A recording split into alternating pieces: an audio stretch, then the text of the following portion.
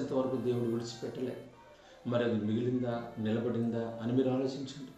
అది అతను మిగలలేదు, నిలబడలేదు. అదంతా విడిచిపెట్టి మరలా ఆ ఊరి చివరికి వెళ్ళి అక్కడ ఒక చిన్న గుడిసె వేసుకున్నట్టు మనం చూస్తాము. ఎందుకు ఇది రాయబడింది అంటే, బాహ్య సంబంధంగా కొంత సంపాదించుకుని ఉప్పొంగిపోతున్న వాళ్ళు ఉంటారు. బాహ్య సంబంధంగా ఆస్తులు, అంతస్తులు, బిల్డింగులు, వాహనాలు, వస్తువులు సంపాదించుకున్న వాళ్ళు మేము ఆశీర్వదించబడిపోయాము అంటారు. మంచిదే. మరి మీకు ఆత్మ సంబంధమైన ఆశీర్వాదం ఉందా? ఆత్మ సంబంధమైన ఆశీర్వాదం అంటే ఫలించారా మీరు? ఫలించటం అంటే తెలుసు కదా. గలతీ పత్రిక 5వ అధ్యాయం 22వ వచనంలో మీరు ఆత్మ సంబంధమైన ఫలం ఫలించారా? ఆలోచించండి. మీరు బాహ్య సంబంధంగా బాగున్నారు. మీరు ఎవరి దగ్గర అప్పు చేయవసరం లేదు. మీకు అంతా సమృద్ధి ఉంది. మీరు బాగానే సంపాదించుకున్నారు. వస్తు వాహనాలకు లోటు లేదు, ధన సమృద్ధికి లోటు లేదు. అంతా బాగానే ఉంది, మంచిదే.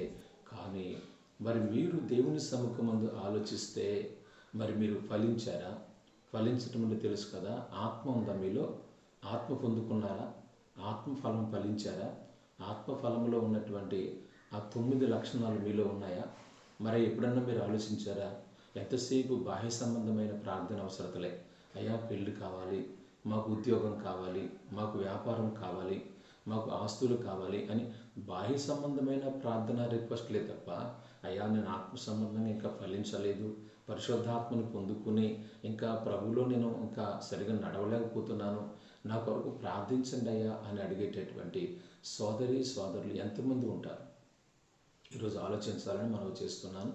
వాక్యాన్ని అర్థం చేసుకోండి, వాక్యం కోసం నిలబడండి. ఇంకా చాలా విషయాలు మీకు ఆత్మ సంబంధంగా మీకు తెలియజేస్తూ ఉంటాను.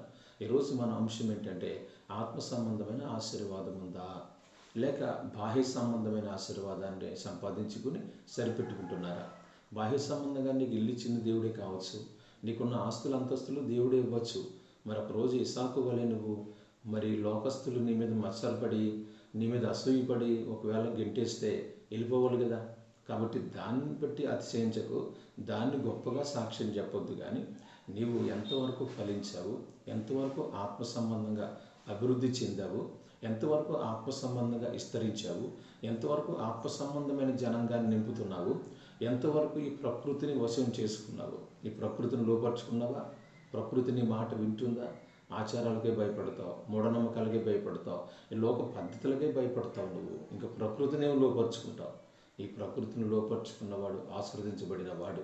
ప్రకృతి అనుసారంగా బ్రతుకుతున్నవాడు, లోకానుసారంగా జీవిస్తున్నవాడు బ్రతికి కూడా చచ్చిపోయిన వాడితో సమానం. ఈరోజు మరి నీ పరిస్థితి ఏంటో ఆలోచించుకో. ప్రభువు నీకు సహాయం